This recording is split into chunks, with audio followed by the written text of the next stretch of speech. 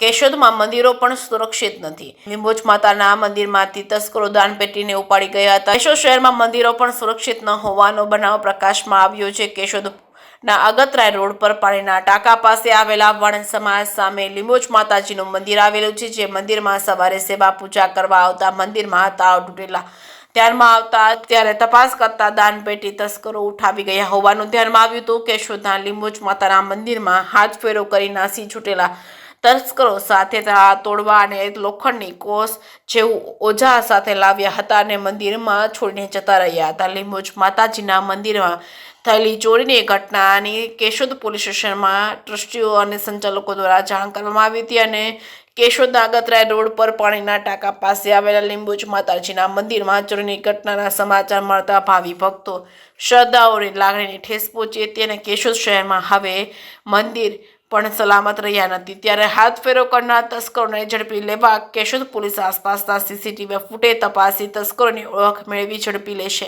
કે કેમ એ તો હવે આવનારા દિવસોમાં જ ખબર પડશે। જે સિંહ ગુજરાત સાથે રાજુ પંડ્યા, કેશોદ। મારું નામ દિનેશભાઈ રામજીભાઈ વાજા છે।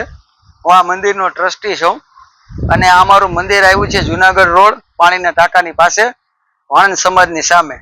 આ અમારા સમાજ અને અમારા સર્વ જ્ઞાતિનો આસ્થાનું પ્રતીક છે।